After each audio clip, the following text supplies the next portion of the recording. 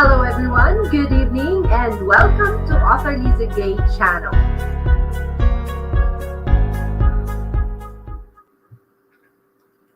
Once again, good evening to all, and thank you all so much for being here. Welcome to our channel, and may you enjoy listening as I read to you another chapter of this book, The Magic of Thinking Big. Yes, after almost a month of rest, because of so many things to do, I here we are, and I promise you that I will continue reading all the chapters until we finish the whole book, The Magic of Thinking Big. And so tonight, may we be inspired as we listen to the chapter. But before we do that, may take this opportunity to greet everyone, those who are watching on the background, those who will be watching the replay, yung mga nagpapaharang, maraming salamat. Thank you all so much for your love and support to our channel, Author Liza Gay. So this is now our chapter 8, which means we have done reading chapters 1 to 7. Let's see. And our chapter 8 is titled, let me share that for you.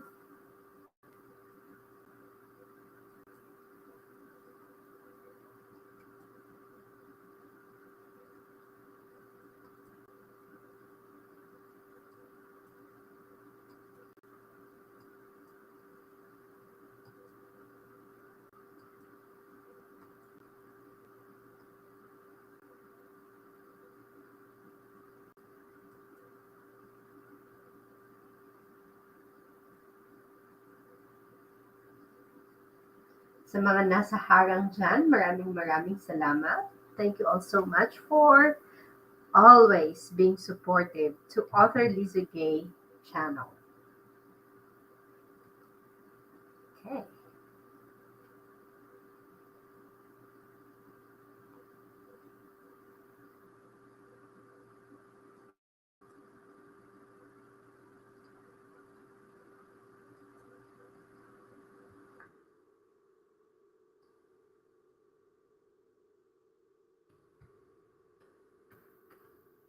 Let's just wait for a minute.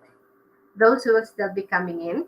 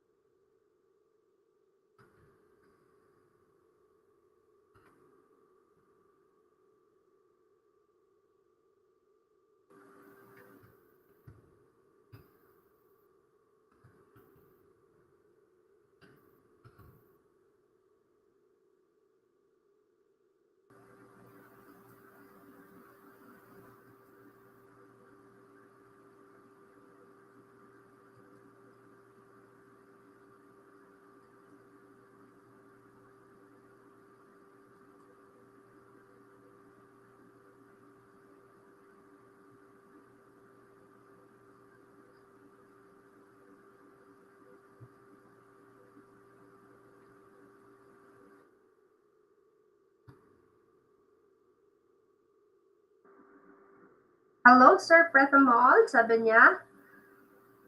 Yahoo! Mega loud shout out, madam. Thank you so much, Sir Pretamol. Kumusta po, sir? Mega loud shout out po sa inyo. And Ma'am Henu Park, thank you so much. Thumbs down po, harang. Ito po ang i-tune in ko sa inyo. Thank you so much. And Sir Pretamol, thank you so much po sa pag-drop by. Maraming salamat po. And yes, after this, I will find time. I'll see to it that I'll visit. Matagal na po akong absent kasi Sir Pretamol super busy this past month actually. Okay, thank you so much po sa pag-drop by at pagbisita. We'll just wait for a few minutes before we start the reading of this book, The Magic of Thinking Big.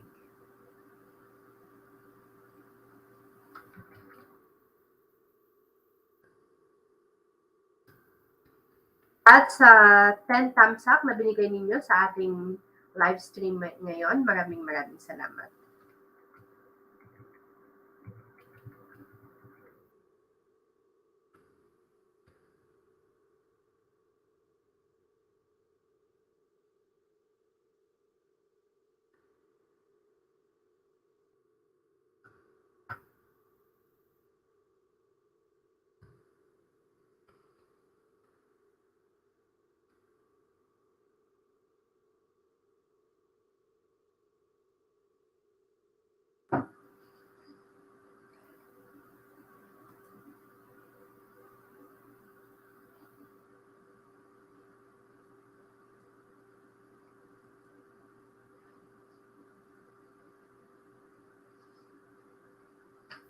Dropping by lang po, edit pa. Yes, sige. Thank you so much po, Sir Pretamol.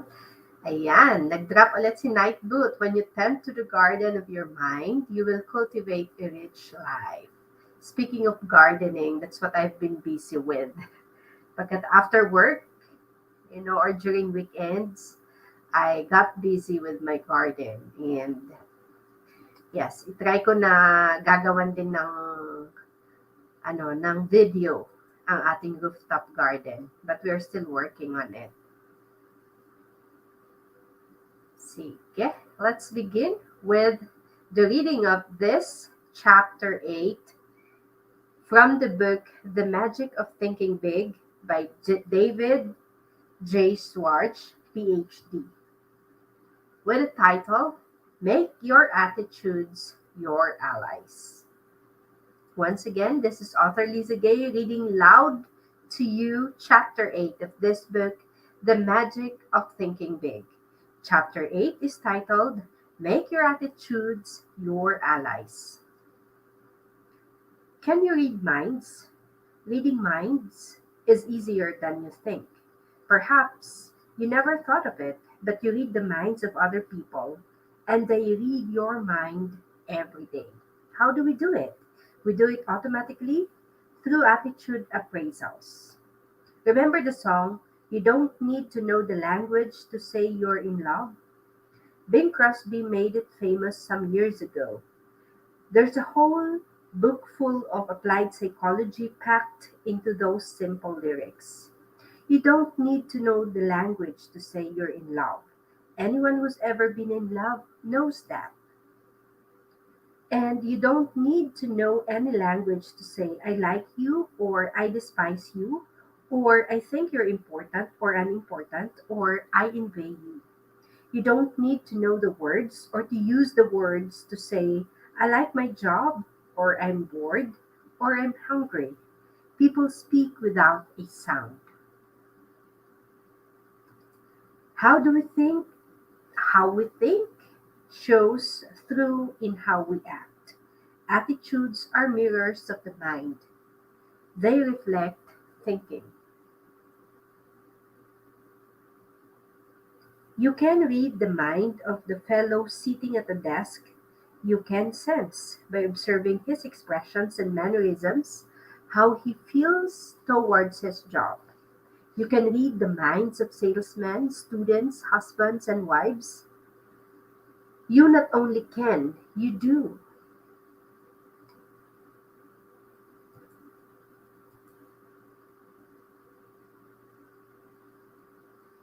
The expert actors, those in demand in movies and televisions year after year, in a sense are not actors at all. They don't play their roles. Instead, they lose their identity and actually think and feel like the character they are playing.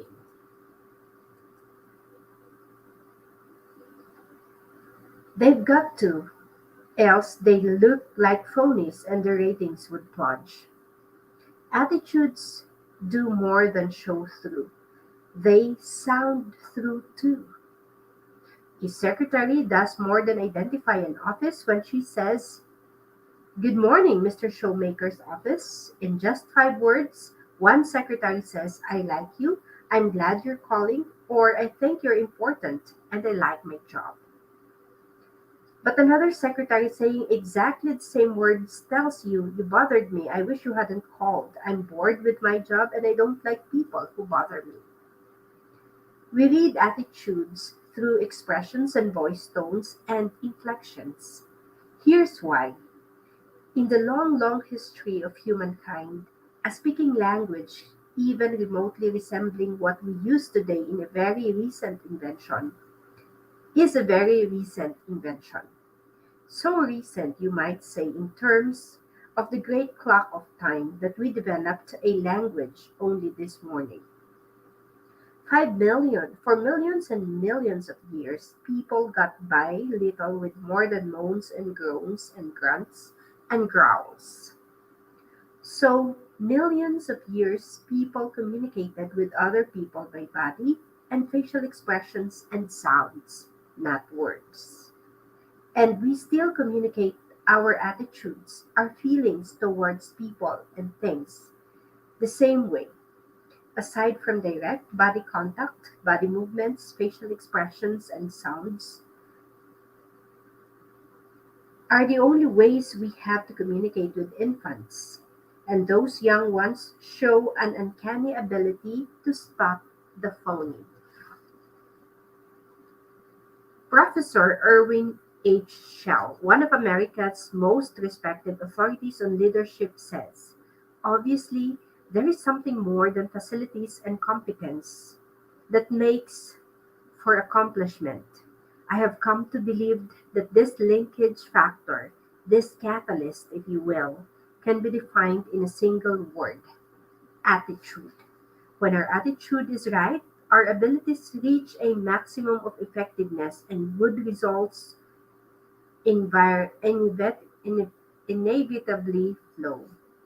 Once again, let me type that. When our attitude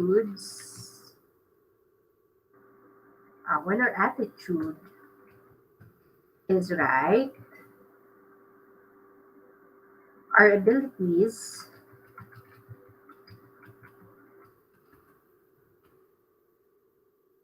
reach a maximum effectiveness.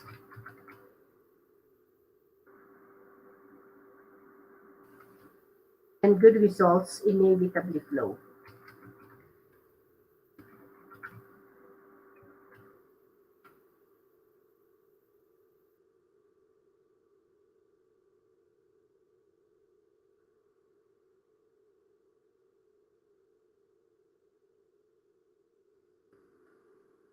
Ito, mabagal ang aking typing.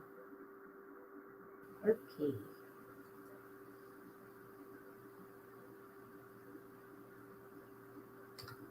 there. That's actually a quotable quote.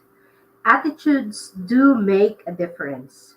Salesmen with the right attitude beat their quotas. Students with the right attitude make A's. Right attitudes pave the way to really happy married life.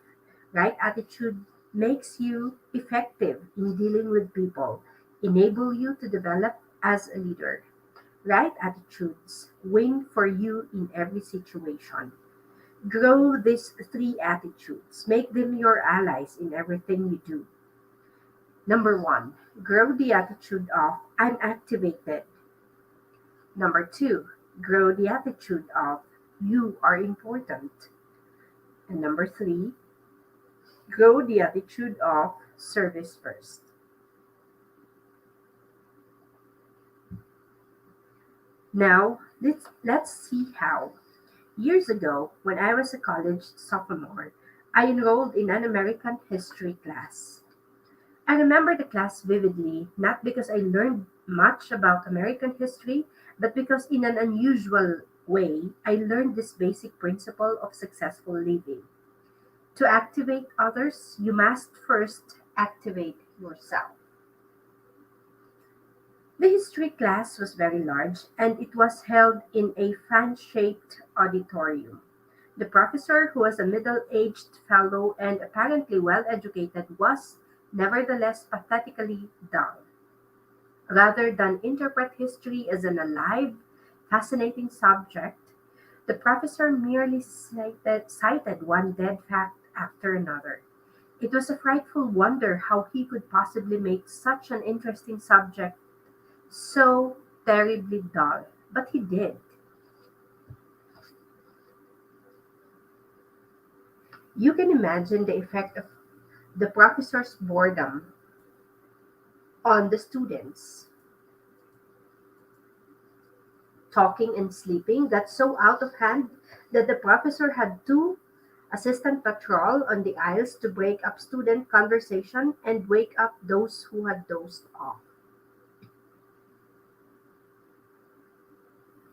Occasionally, the professor the, prof- the professor would stop shaking his finger in class would say, "I'm warning you, you've got to pay attention to what I say. You've got to stop this talking," and that's all there is to it. This, of course, made little impression on his students, many of whom, as veterans, had gambled their lives only months before, had made history on islands and in bombers. I sat there watching this potentially great, wonderful experience into a disgusting farce. I found myself wrestling this question: why are the students ignoring what the professor has to say?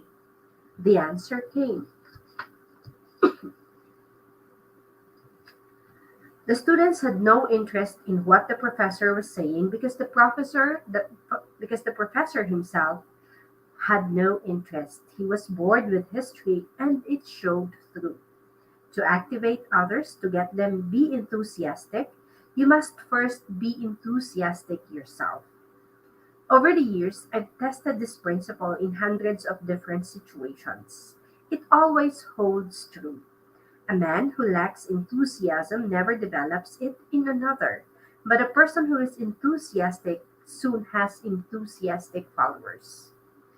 The enthusiastic salesman need never wo- need never worry about an enthusiastic buyers.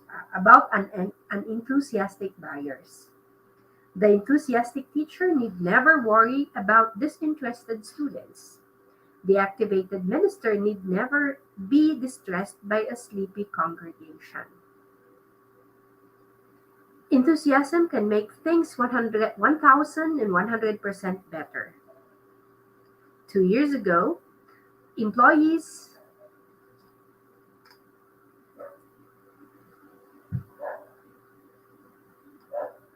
Oh, the dog is barking. Let me mute for a while.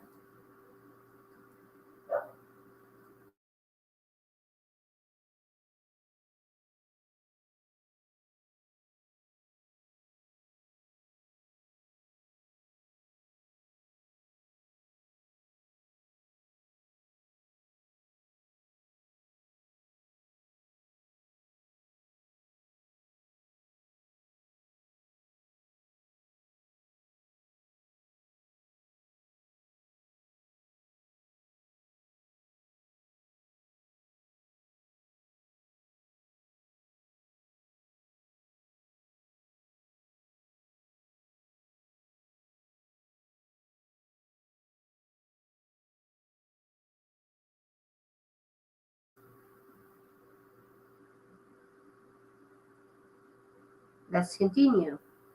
Enthusiasm can make things 1,100% better. 2 years ago, employees in a business I'm acquainted with donated $94.35 to the Red Cross. This year, the same employees with just about the same payroll donated almost $1,100, an increase of 1,100%. The drive captain, who collected only $94.35, was totally lacking in enthusiasm. He made remarks like, "I suppose it's a worthwhile organization. I've never had any direct contact with it. It's a big organization and they collect a lot from the wealthy, so I suppose it's not too important if you contribute. If you can make a donation, see me." This fellow did nothing to inspire anyone who want to join Red Cross and do it in a big way. This year's drive captain was a different sort. He had enthusiasm. He gave examples of case histories that showed how the Red Cross pitches in when disaster strikes. He showed how the Red Cross depends on donations from everyone. He asked the employees to be guided in giving by how much they would be willing to give their neighbor if disaster should strike them.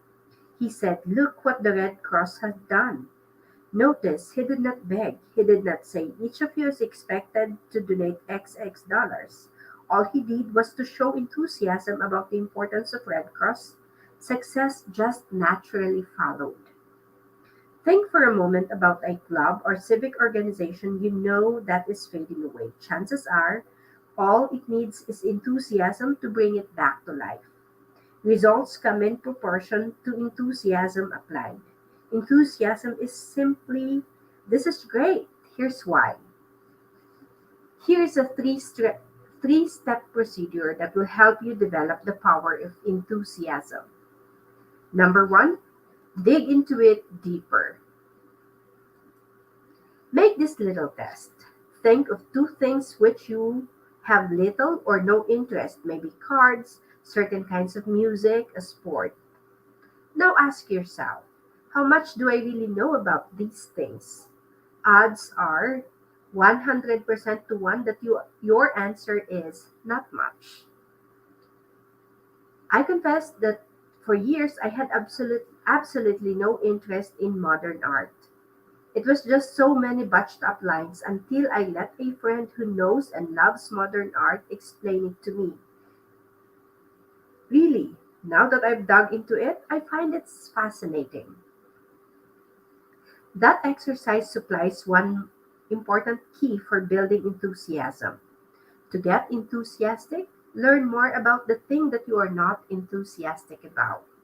Chances are you are quite unenthusiastic about bumblebees. But if you study bumblebees, find out what good they do, how they relate to other bees, how they reproduce, where they live in winter, if you find out all you can about bumblebees, you will soon find yourself really interested in them.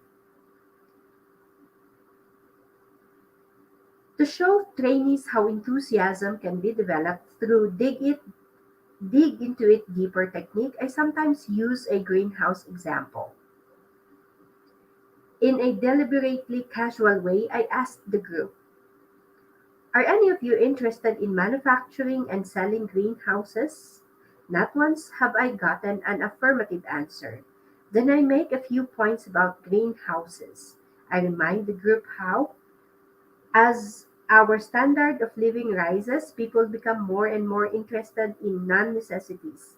I suggest how much Mrs. America would enjoy growing her own orchids and orange blossoms. I point out that if tens of thousands of families can afford a private swimming pool, millions could afford greenhouses because greenhouses are relatively inexpensive.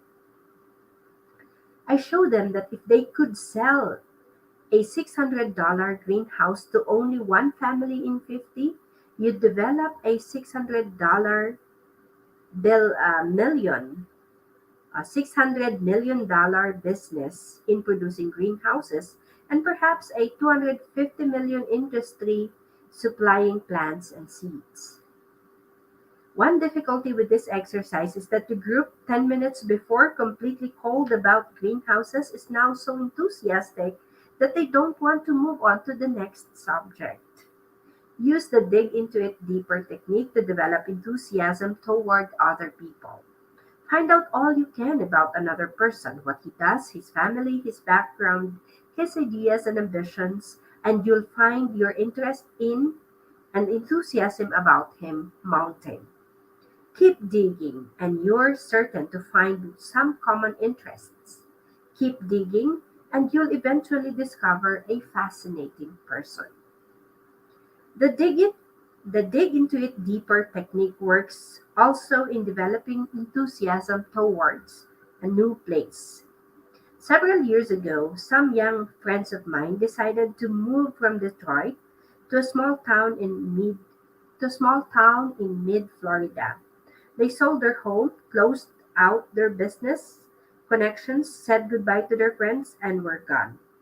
6 weeks later, they were back in Detroit. The reason had nothing to do with unemployment. Rather, as they put it, we just couldn't stand living in small town.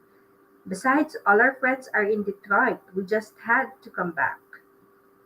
In later conversations with these people, I learned the real reason why they didn't like the small Florida city. During their short stay there, they only had taken a surface view of the community, its history, its plans for the future, its people. They moved their bodies to Florida, but they left their minds in Detroit. I talked with dozens of executive engineers and salesmen who have developed career trouble because of their companies wanting to move them from another location, but they don't want to go. I just can't see moving to Chicago or San Francisco or Atlanta or New York or Miami is the remark spoken many times a day. There's one way to build enthusiasm toward a new location. Simply resolve to dig into the community. Learn all you can about it. Mix with the people. Make yourself feel and think like a community citizen from the very first day. Do this, and you'll be enthusiastic about your new environment. Today, millions of Americans invest in corporate securities, but they but there are many millions more who have no interest at all in the stock market. That's because they are people who have not familiarized themselves with what the securities market is, how it operates, and the day to day romance of American business. To get enthusiasm about anything, people, places, things, dig into it deeper. Dig into it deeper and you'll develop enthusiasm. Put this principle to work next time you must do something you don't want to do. Put this principle work for you next time you find yourself become bored. Just dig in deeper and you'll dig up interest. So that's the first principle. Once again, principle number one is dig into it deeper. So let me type that for all of you. How to develop enthusiasm. So number one,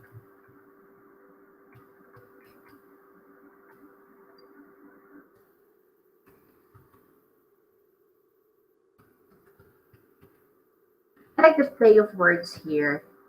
Dig into it deeper, or simply say in two words, dig deeper. Because as you do that, you develop interest, and therefore, by developing interest, you become more enthusiastic about it, whether it applies to people, to ideas, or to places. And I guess, as one of the great thinkers I've known has said before, the great investment is the investment you make in people. And I believe that if we develop interest in people, we get to know people that we maybe are serving, our clients, the people in our lives, we get enthusiastic about them. But I hope it's not in the way that we talk about people through becoming a marites. Di ba? Yan yung isa sa mga uso ngayon, yung mga marites. Pinag-uusapan yung tungkol sa buhay ng isang tao, to a point that it's not very helpful. But I hope that we develop interest in a way that we want to add value to the lives of other people. That's how we dig deeper and develop enthusiasm towards people. Also, enthusiasm towards whatever we are doing, the place that we are staying, and of course, enthusiasm about life in general. Okay, so before we continue, let me greet the 5 million in the house watching with us now. Thank you so much, si Tita Wanderings and her support. Si Henry Park TV, thank you so much. And for those who will be watching and listening to the replay of this live, once again, I thank you in advance. I urge you to continue listening as I continue reading you this chapter. Number two, in everything you do, life it up.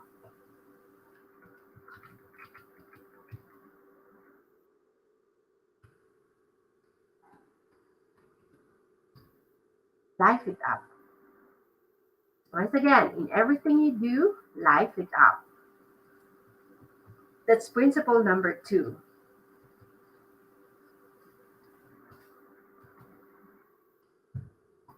Enthusiasm or lack of it shows through in everything you do and say. Life up your hand shaking. When you shake hands, shake. When you hand clasp, say, I'm glad to know you. I'm glad to see you again. A conversation mouse like handshake is worse than no handshake at all. It makes people think, this guy is more dead than alive. Try to find a highly successful person with a conservative handshake. You'll have to look for a long, long time. Life up your smiles. Smile with your eyes. Nobody likes an artificial pasted on rubbery smile. When you smile, smile. Show a few teeth. Make your teeth. Maybe your teeth aren't attractive, but that's really unimportant. For when you smile, people don't see your teeth. They see a warm, enthusiastic personality, someone they like. Life up your thank yous. A routine automatic thank you is almost like saying blip blip. It's just an expression. It says nothing. It doesn't accomplish results. Make your thank yous mean thank you very much. Life up your talk. Dr. James F. Bender, the noted speech authority in his excellent book How to Talk Well says, is your good morning really good? Are your congratulations enthusiastic? Does your how are you sound interested? When you make a habit of coloring your words with sincere feelings, you'll notice a great uptake in your ability to hold attention. People go along with the fellow who believes in what he says. Say it with life. Put vitality in your speaking. Whether you are talking to a garden club, a prospect, or your children, put enthusiasm behind what you say. A sermon delivered enthusiastically may be remembered for months, even years, but a sermon delivered with enthusiasm will be mostly forgotten 167 hours before the next Sunday rolls around. When you put life in your talk, you automatically put more life in you. Just try this right now. Say out loud with force and vigor, I feel great today. Once again, I feel great tonight. Now, don't you actually feel better than you did before when you said it? Make yourself alive all over. Life it up. Be sure everything you do and say tells people, this fellow is alive. He means it. He's going places.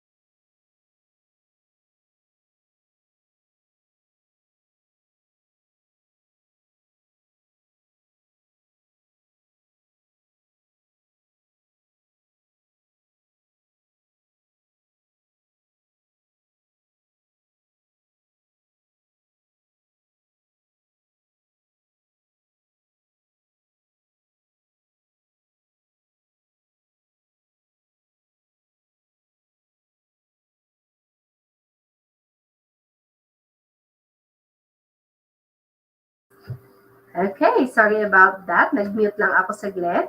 And now let's continue. Tita Wanderings, thank you so much. You got this. You got this. Good vibes. Thank you so much for sending that. And to the 4 million in the house, thank you so much for staying still with us up to this point. Let's continue the reading. Life it up. Be sure everything you do and say tells people that fellow is alive. He means it. He's going places. Number three, let me type that. Number three, broadcast good news.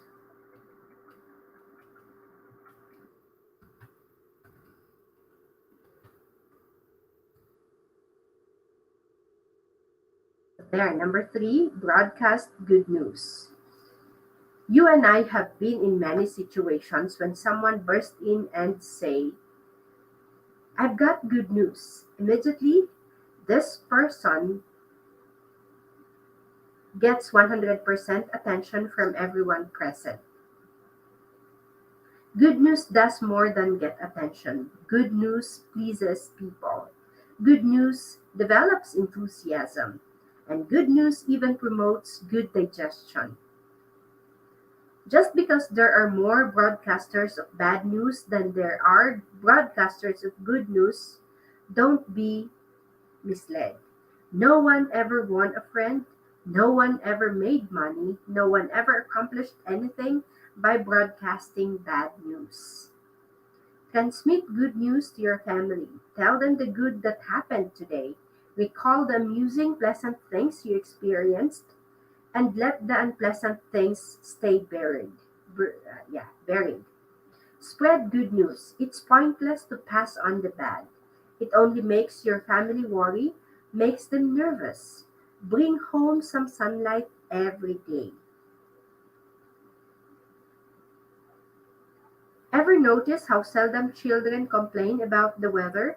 They take hot weather in stride until the negative news corps educate them to be conscious of unpleasant temperature. Make it a habit always to speak favorably about the weather, regardless of what the weather actually is. Complaining about the weather makes you more miserable and it spreads misery to others. Broadcasters of good news broadcast good news about how you feel. Be an I feel great person. Just say I feel great at every possible opportunity and you will feel great.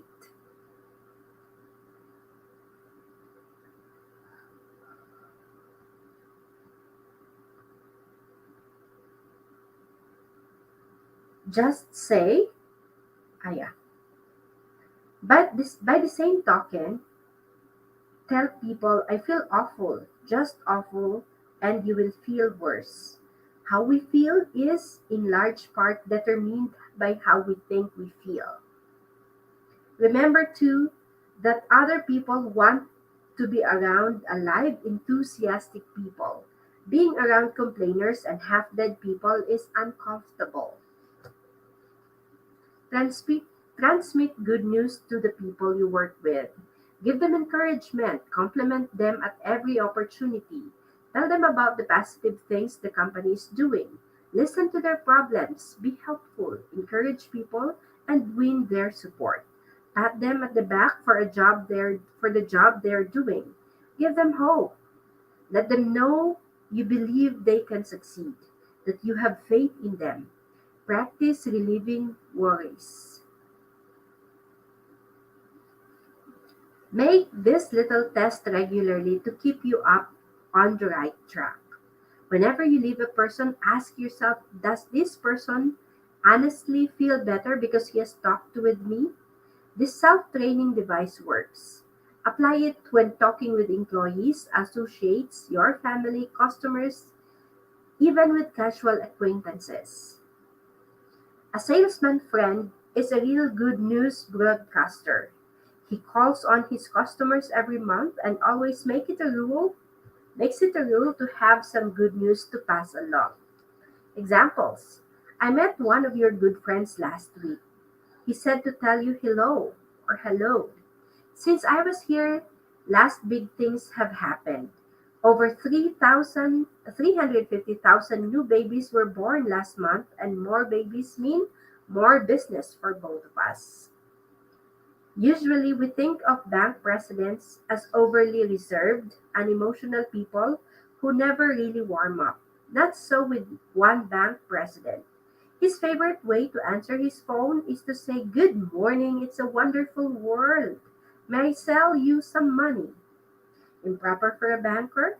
Some might say so, but let me point out that this banker who uses these greetings is Mills Lane Jr., president of the Citizens and Southern Bank, the largest in the entire Southeast. Good news gets good results. Broadcast it. The president of a brush manufacturing company I visited recently, sorry, the president of a brush manufacturing company I visited recently had this maxim neatly framed on his desk facing the visitor's chair: "Give me a good word or none at all." I complimented him, saying I thought the maxim was a clever way to encourage people to be optimistic.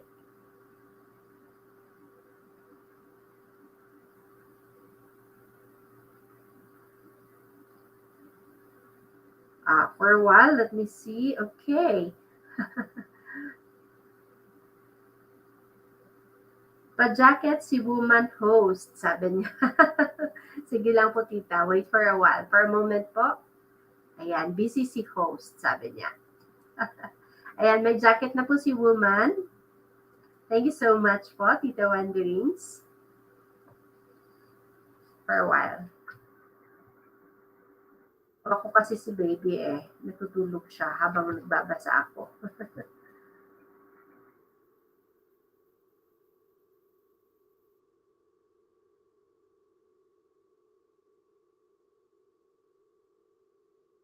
And And before we continue, let me pause for a while and sincerely appreciate the 7 million in the house watching with us, the 14 thumbs ups that you have given to our live stream tonight. Thank you all so much.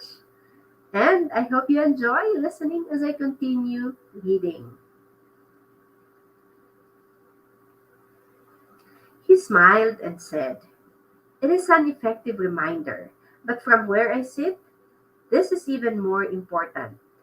He turned the frame around so I could see it from his side of the desk. It said, "Give them a good word or none at all." Broadcasting good news activates you, makes you feel better. Broadcasting good news makes other people feel better too. Grow the "you are important" attitude. This is a fact of paramount significance. Each human being, whether he lives in India or Indianapolis, whether he's ignorant or brilliant, civilized or uncivilized, young or old, had this desire. He wants to feel important.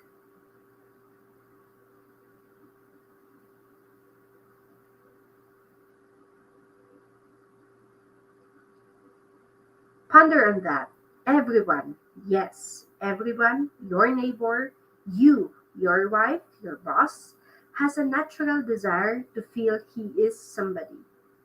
The desire to be important is man's strongest, most compelling non biological hunger. Success advertisers know that people crave prestige, distinction, recognition.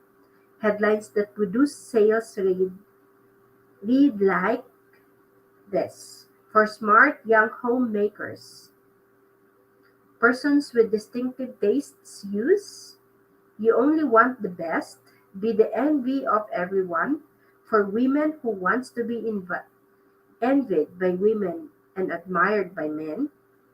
These headlines, in effect, tell people, buy this product and you put yourself on the important class.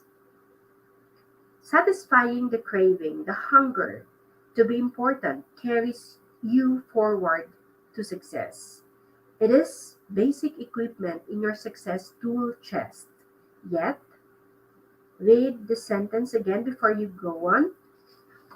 Even though displaying the attitude you are important get results, even though it costs nothing, few persons use it. A little fill in is needed, and here's to show why.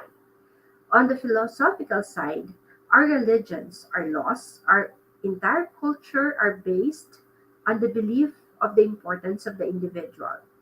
Suppose, for example, you are flying your own plane and you were forced down on an isolated mountain region. As soon as your accident was known, a large scale search for you would begin. No one would ask, "Is that fellow important?" Without knowing everything about you except that you are a human being, helicopters, other aircraft, and search parties on foot would begin looking for you. And they would keep on looking for you, spending thousands of dollars in the process until they found you or until not one trace of hope remained.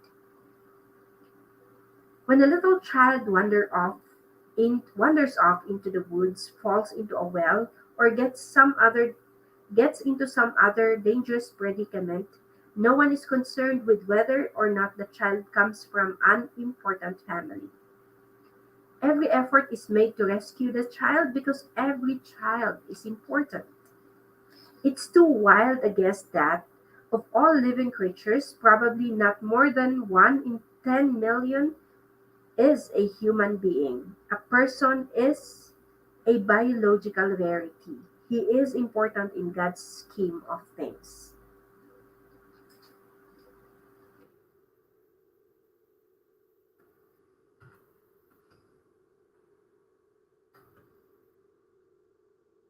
Let me type that. In short, every person is important. And that's right. Yes, every person is indeed important. Now, let's look at the practical side. When most people shift their thinking from philosophical discussions to everyday situations, they tend to forget, unfortunately, their ivory tower concepts of the importance of individuals. Tomorrow, take a good look at how most people exhibit an attitude that seems to say you are a nobody, you count for nothing, you mean nothing, absolutely nothing to me. There is a reason why the "you are important" attitude prevails. Most folks look at another person and think he can't do anything for me, therefore he is not important. But right there is where people make a basic blunder. The other person, regardless of his status or his income, is important to you for two giant dollars and cents reasons. Number one, people do more for you when you make them feel important. Years ago in Detroit, I rode a certain bus to work each morning. The driver was an old grump. Dozens, maybe hundreds of times, I saw this driver pull away from the curb when a wildly waving, shouting, and running passenger was just a second or two from the door. Over a period of several months, I saw this driver show special courtesy to only one passenger, and this passenger was shown special courtesy many times. The driver would wait for this passenger. And why? Because this passenger went out of his way to make the driver feel important. Every morning, he greeted the driver with a personalized, sincere, "Good morning, sir." Sometimes, this passenger would sit near the driver and make little comments like, "You sure have a lot of responsibility. It must take nerves of steel to drive through traffic like this every day. You sure keep this thing on schedule."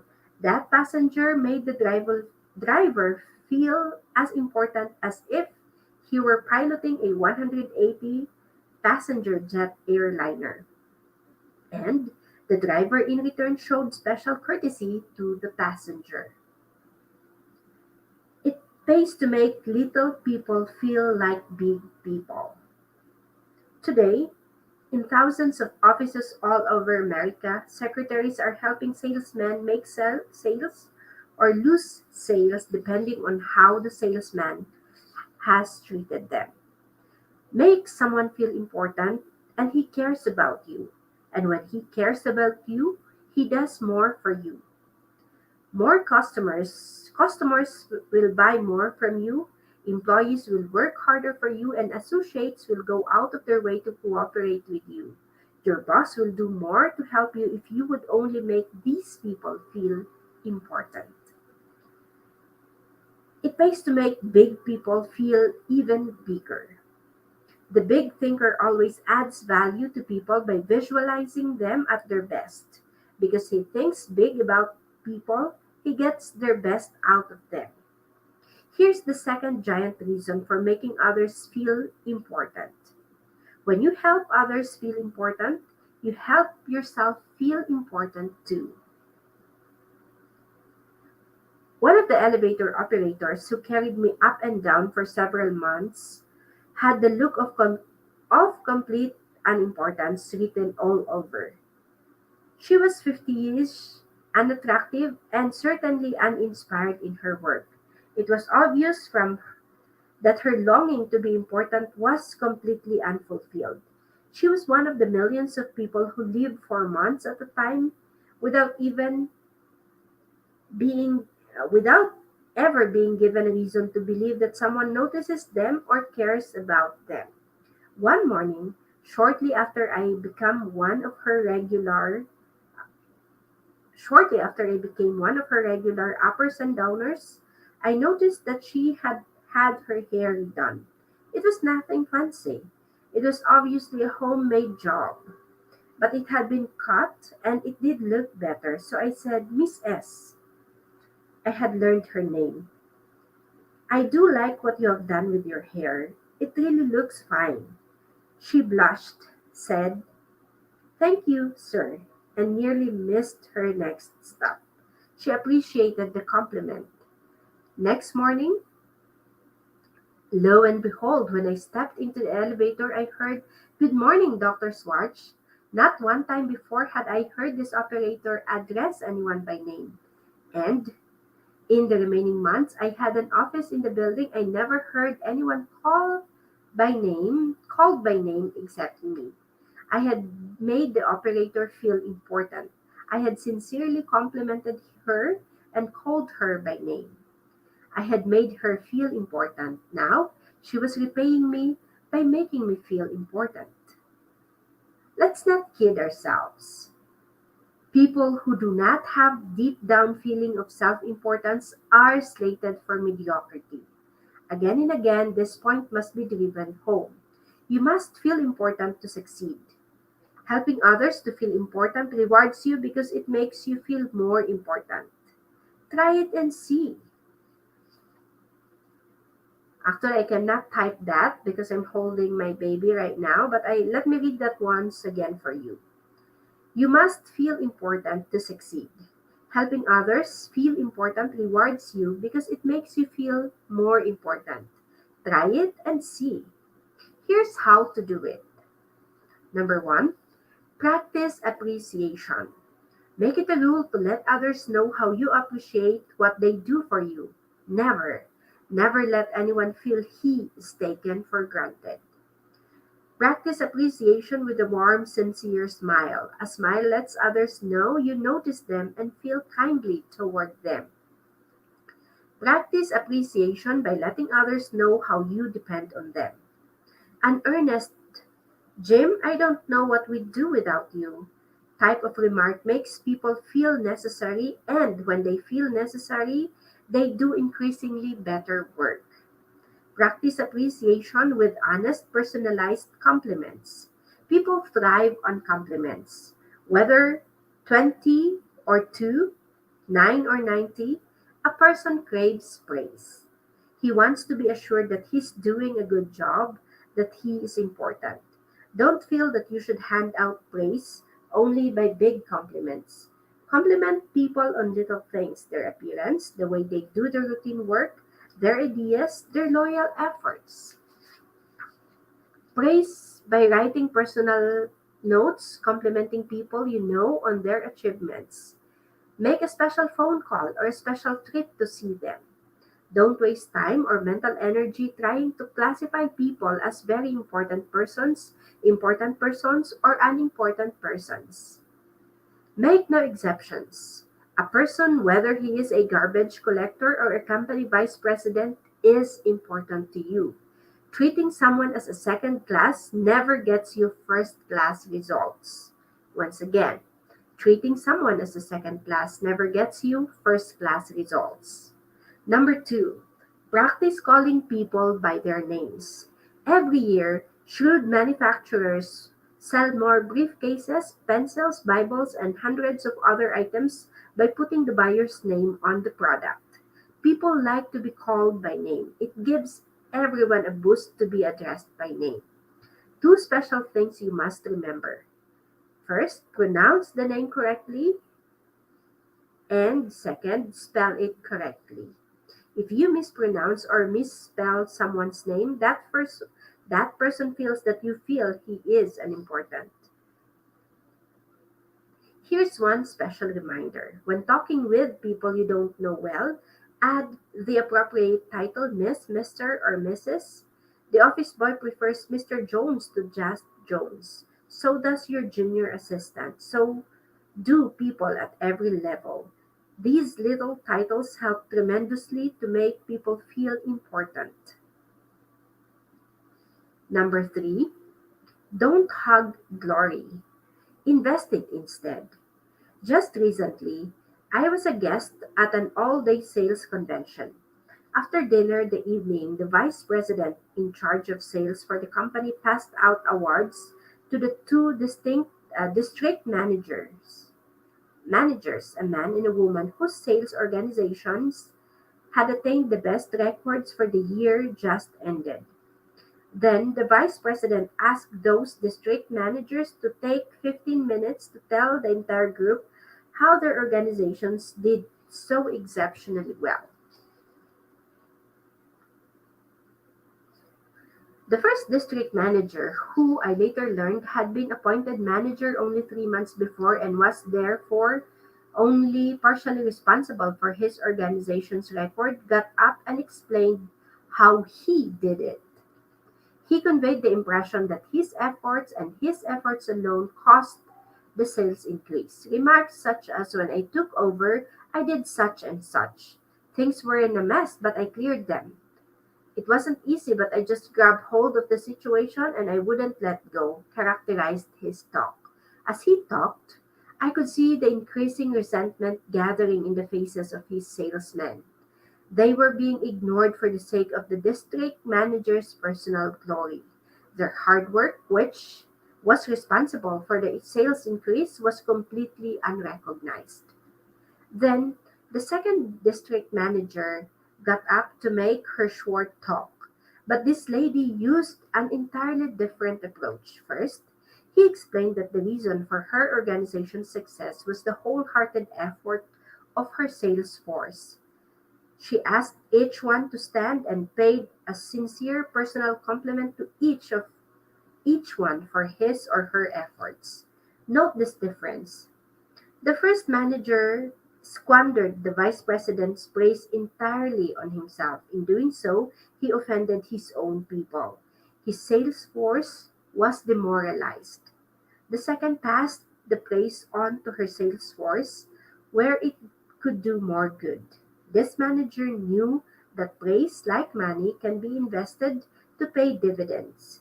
He knew that passing the credit on to her salespeople would make them even work harder next year.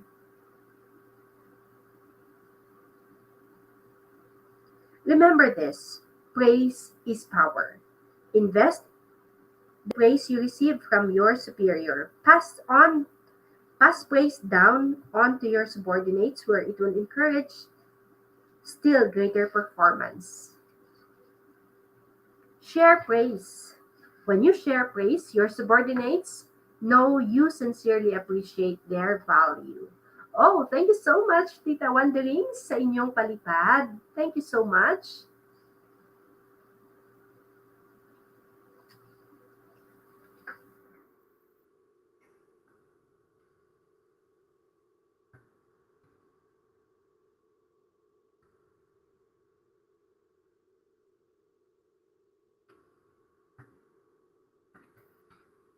Thank you so much, Tita Wandering, sa blessing.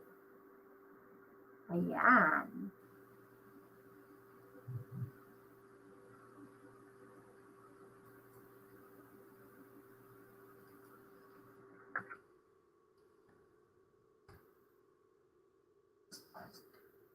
Maliit na bagay host. Thank you so much, Tita Wanderings, for that. And I highly appreciate it. Thank you so much, Paul. Okay, let's continue with our reading. Here's a daily exercise that pays off surprisingly well. Ask yourself every day, what can I do today to make my wife and family happy? Or, of course, to make it more, what do you call that? To make it more relatable, you could say, what can I do today to make my family happy? This may seem too simple, but it is amazingly effective. One evening, as part of the sales training program, I was discussing building home environment for selling success. To illustrate the point, I asked the salesmen who were all married, when was the last time, aside from Christmas, your wedding anniversary, or her birthday, that you surprised your wife with a surprise gift? I was shocked at the answers. Of the 35 salesmen, one only had surprised his wife in the past month.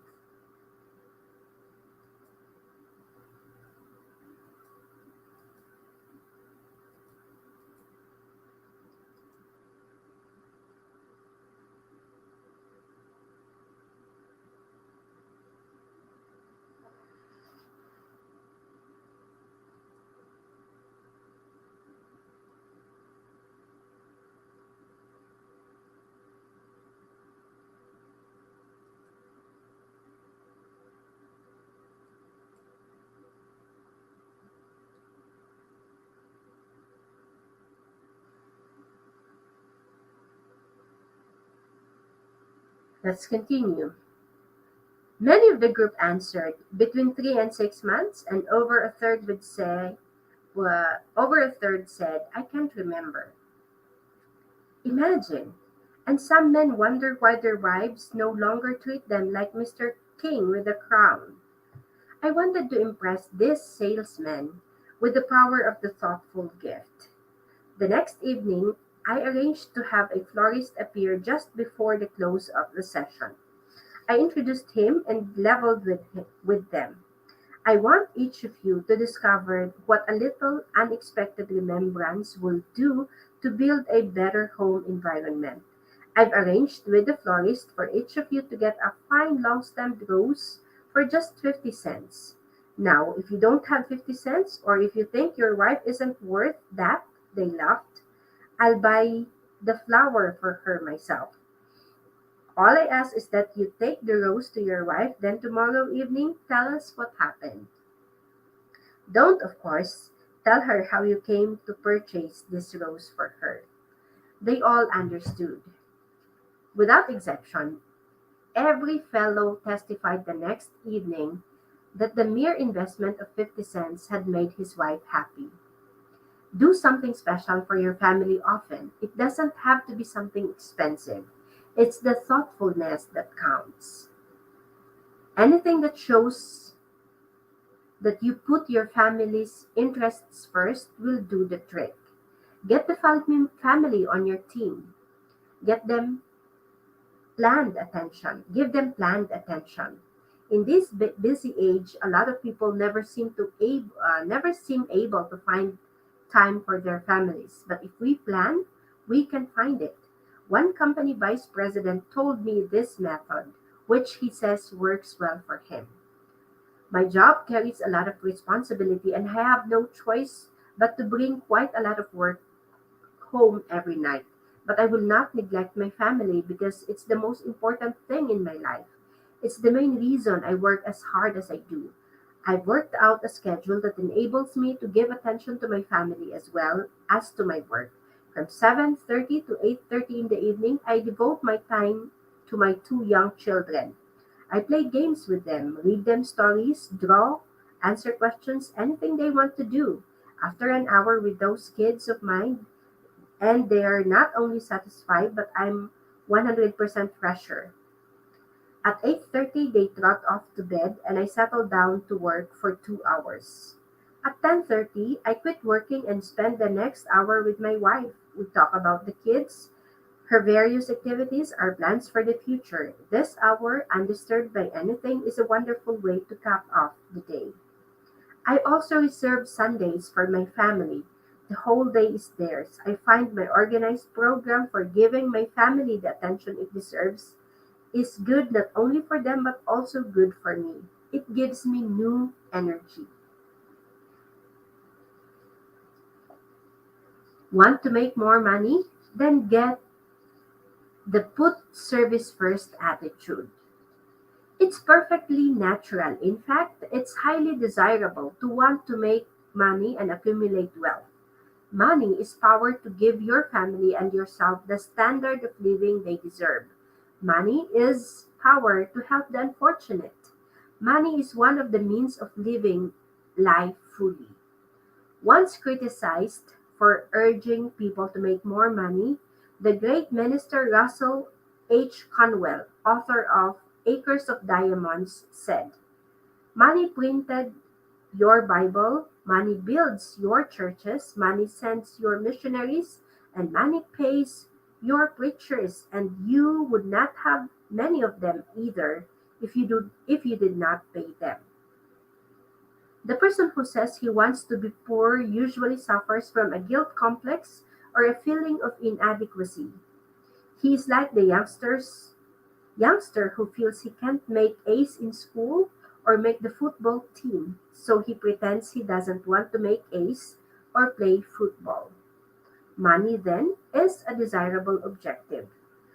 What's puzzling about money is the backward approach that many people use in trying to make it. Everywhere you see people with a money first attitude, yet same people always have little money. Why? Simply this. People with money first attitude become so money conscious that they forgot money can't be harvested unless they plant the seeds that grow the money. And the seed of money is service.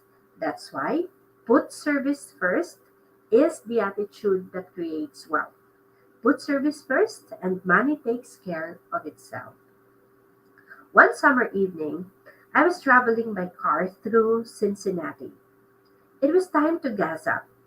I stopped at an ordinary looking but surprisingly busy service station. 4 minutes later, I knew why this particular service station was so popular. After filling my car with gasoline, checking under the hood, and cleaning the outside of my windshield, the attendant, the attendant walked around to my side of the car and said, pardon me, sir, it's been a dusty day. Let me clean the inside of your windshield. Quickly and efficiently, he did a thorough job of cleaning the inside of my windshield, something that something not one service station attendant in 100 ever does.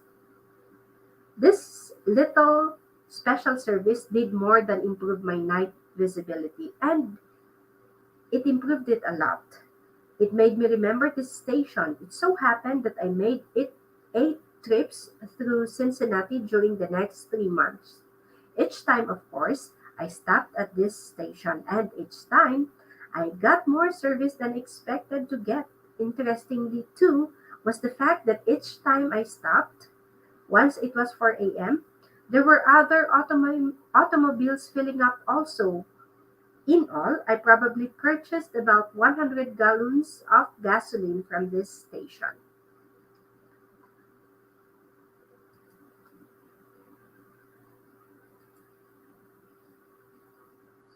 And each time, I got more service than I expected to get. The first time I stopped, the attendant could have thought to himself, this guy is from. Okay, once again, let me read that. The first time I stopped, the attendant could have thought to himself, this guy is from out of state. Odds are 20 to 1 that he'll never be back. Why do more than give him a routine treatment? He's only a one time customer. But the attendants in that station didn't think that way. They put service first. That's why they were busy pumping gasoline while other stations looked almost deserted. If the gasoline was any better than a dozen other brands, I didn't notice it, and the price was competitive. The difference was service, and it was obvious that service was paying off in profits. When the attendant on my first visit cleaned the inside of my windshield, he planted a seed money. Put service first, and money takes care of itself. Always. Let me type that.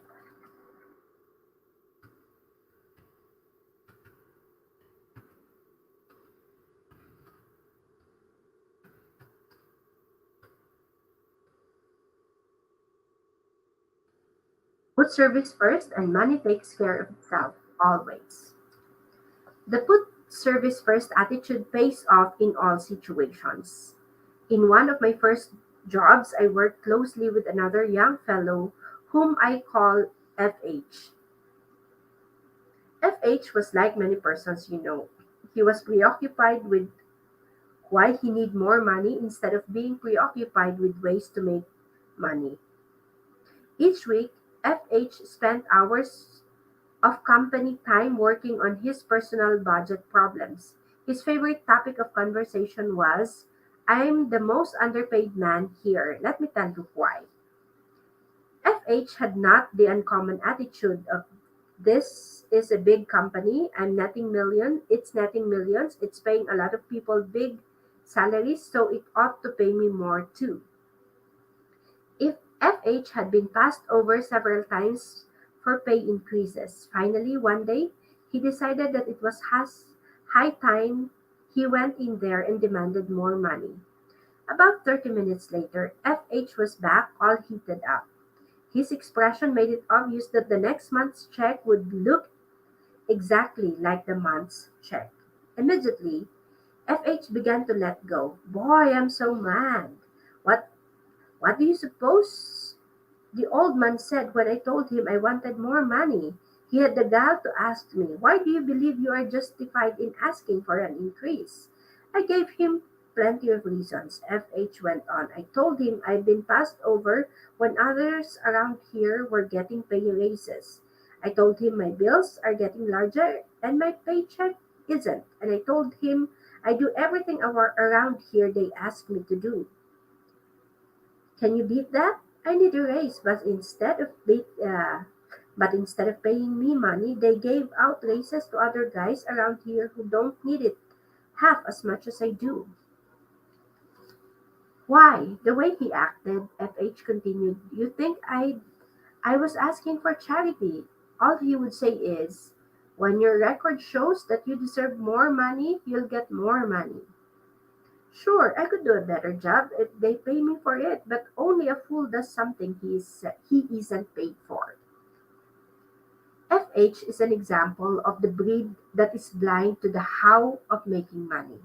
His last remark sums up his mistake. In effect, FH wanted the company to pay him more and then he would produce more. But this is not how the system works. You don't get a raise on the promise of better performance. You get a raise only by demonstrating better performance. You can't harvest money unless you plant the seeds that grow money. And the seed of money is service. Put service first, and money takes care of itself. Consider which producers make the money from movies. The get rich quick producer proceeds to make a picture, putting money ahead of entertainment service. He cuts corner everywhere. He buys a poorly written script and employs second-rate writers to adapt it. In employing actors, arranging sets, even recording sound, he puts money first. These producers think the moviegoer is a sucker, someone who can't tell good from bad. But the get-rich-quick producer seldom does get rich quick. There is never a bandwagon movement to buy anything second class, especially when it is given a first class price. The producer who enjoys the largest profits from pictures put entertainment ahead of money. Rather than chisel on the moviegoer, he does everything possible to make people more and better entertainment than they expected. The result? People like the movie. It gets talked about, it gets good reviews, and it makes money. Again, put service first, and money takes care of itself. The waitress who concentrates on giving the best possible service need not worry about tips. They'll be there. But her counterpart who overlooks the empty coffee cups while refill them, they don't look like tippers, won't find any gratuities, I should say. The secretary who resolves to make those letters look better than the boss expect will do all right for future paychecks. But the secretary who thinks, why worry about few smudges?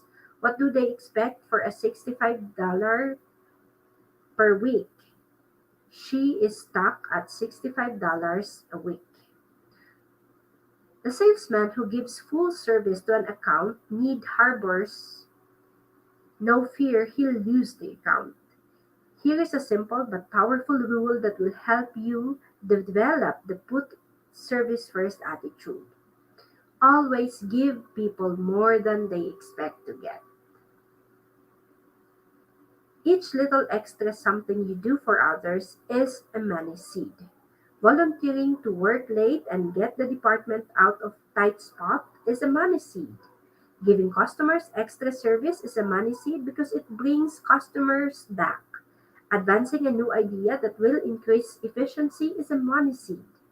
Money seeds, of course, grow money. Plant service and harvest money.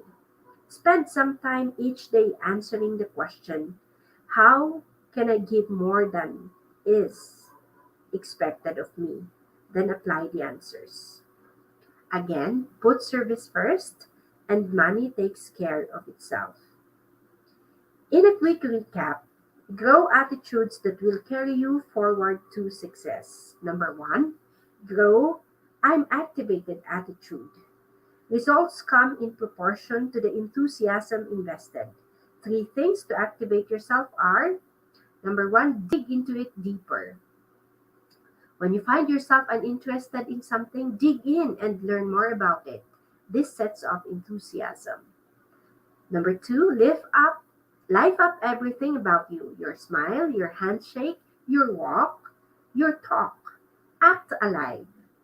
And number three, broadcast good news. No one ever accomplished anything positive telling bad news. The second attitude is grow the you are important attitudes. People do more for you when you make them feel important. Remember to do these things.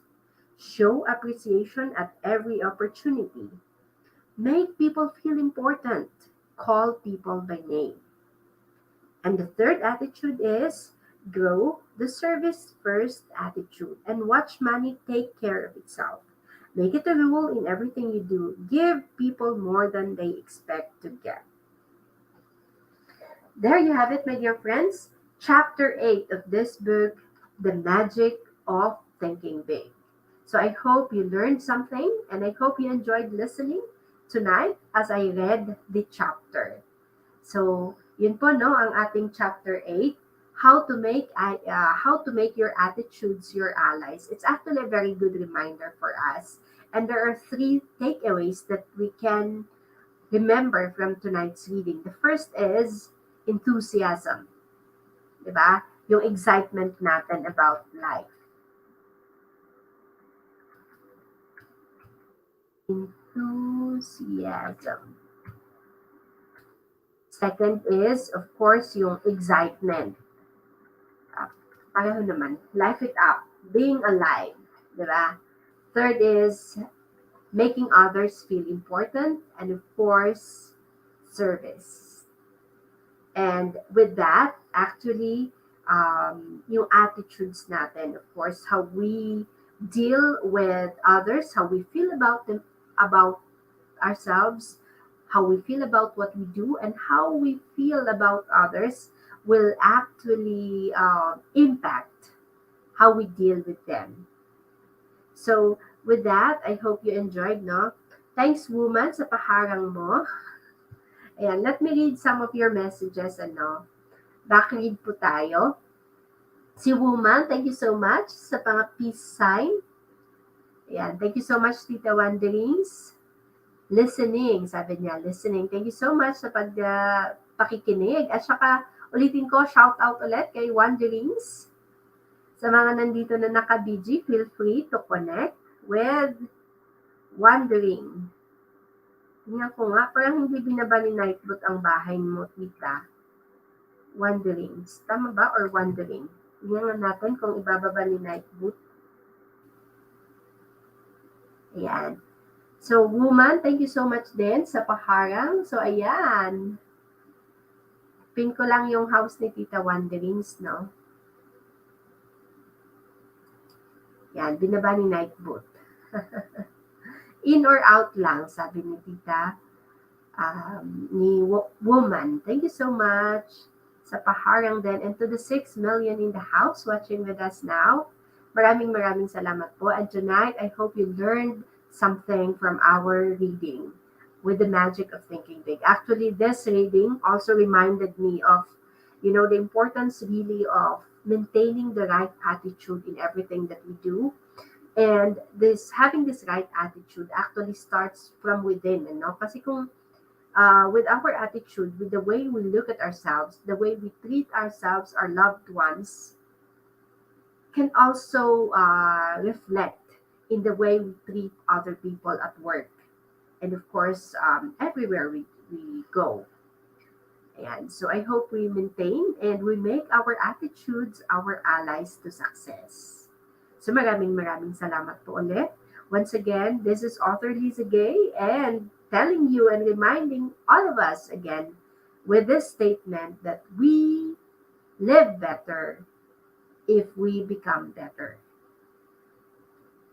So with that, I say good night to all of you. Nevertheless, don't worry, we will still continue reading until we finish the whole book. Actually, pang-ilan na lang. Let me see how many chapters more of this book. The next chapter that we will be reading is chapter 9. Think right toward people, sabi niya. Mag-e-end ka na, host alone. Yes po, tita, mag-e-end na po. Have to end so that I will rest. Next time, may kantahan tayo, ha? Yeah, sure po. Sige po, tita. Tingnan ko nga yung mga chapters ng book na to. Yes. This book has 13 chapters. So far, we have finished chapter 1 to 8. Diba? Ang galing. So, we still have 1, 2, 3, 4, 5 more chapters. And sa next na natin, I will try to do, tingnan ko kung isingit natin yung kantahan, sabi ni Tita Wanderings. Yes po. We'll try to have singing next time. Okay, me tutulog para may lakas bukas. Okay, sige po tita, pagaling ka and palakas. Hopefully, healthier na, Aja.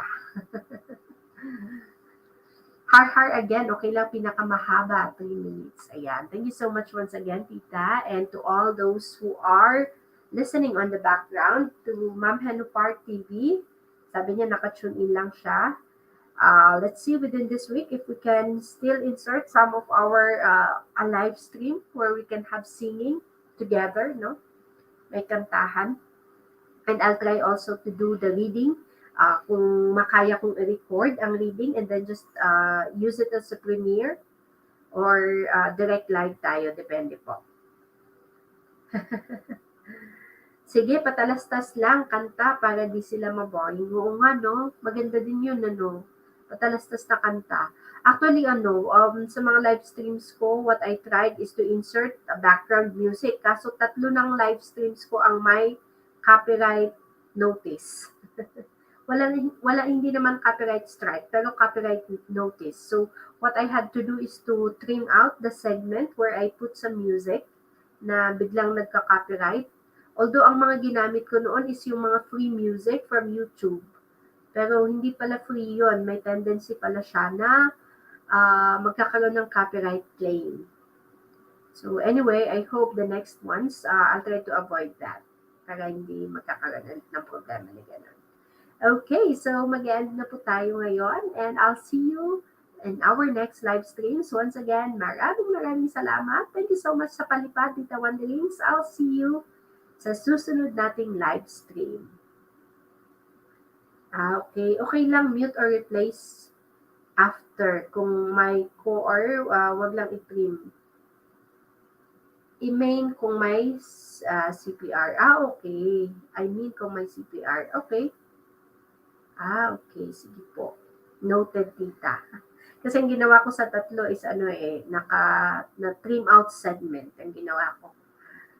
Yung iba naman, dun sa yung pinakamahaba na live stream ko, 10 hours po yata yun kasi yun yung hindi ko matanggal yung may copyright claim. So, ang nangyari, hindi na siya pwedeng magkaroon ng mga ads. Kaya, na-unlisted na lang. Anyway, that's about it. So, enjoy the night. Let's sleep well and be well. Tita, palakas ka po. Ayan. At least meron ka ng hindi mo na kailangan ng third dose. Kasi meron ka ng added immunity. Diba? Sige, good night everyone. God bless and I'll see you. Bye-bye!